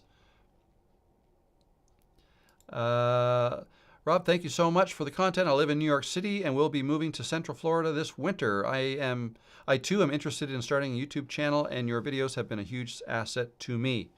Thank you very much. Angel Perez, welcome and Happy New Year. I will keep the info coming. Rob, love your nature in wanting to help others. You're very rare, and thank you. No problem. I enjoy this. I think that's it, guys.